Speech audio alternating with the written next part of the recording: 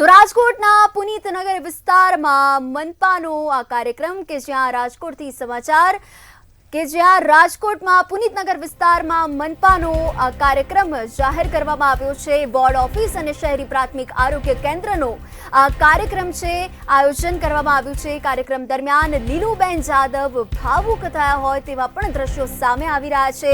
આ કાર્યક્રમ દરમિયાન મારી છબી ખરડાવવાનો પ્રયાસ કરાઈ રહ્યો છે તેવું પણ જણાવ્યું હતું। મને બદનામ કરવામાં આવી રહ્યું છે તેવું પણ લીલુબેન જાદવે જણાવ્યું હતું અને ભાવુક થયા હોય તેવા દ્રશ્યો પણ ટીવી સ્ક્રીન પર જોઈ શકાય છે કે જ્યાં સમય આવે હું ખુલીને બધી વાત કરીશ તેવું પણ વધુમાં લીલુબેને જણાવ્યું હતું।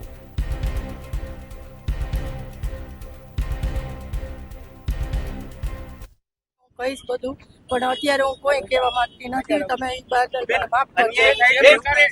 ભાજપમાં અન્યાય છે એ વાત સાચી છે। મહિલાઓ સાથેનો અત્યારે હું કઈ કોમેન્ટ નહીં કરી શકું। મોટો આરોપ છે। 100% હું તમારી બધાયની હારે છું। મહિલા મોરચા દ્વારા જે છે એ વ્યક્ત કરી દો જે હોય લાગણી બેન મીડિયા તમારી સાથે જ છે બેન મીડિયા તમારી સાથે જ છે જે હોય તમે કહો બેન બેન કોઈનો ડર રાખ્યા વગર કહો બેન મીડિયા તમારી સાથે જ છે લાગણી જે છે અત્યારે હું કઈ નહીં કહું। બેન તમે ભાવુક થઈ ગયા જે હોય તમે કહો બેન તમારી આંખોમાં દેખાઈ આવે છે કે જે વસ્તુ છે જે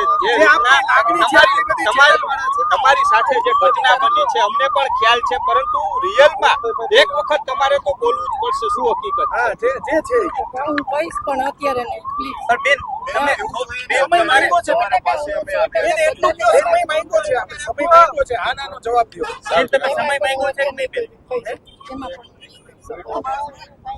બેન હકીકત બેન તમારી બેન અવગણના થાય તમારી બધી ચેનલ છે તમારી વ્યક્ત કરે છો બેન તમારી અવગણના થઈ છે કે શું છે બેન વારંવાર બેન તમને તમારી અત્યારે હું એનું કઈ નહીં કરું।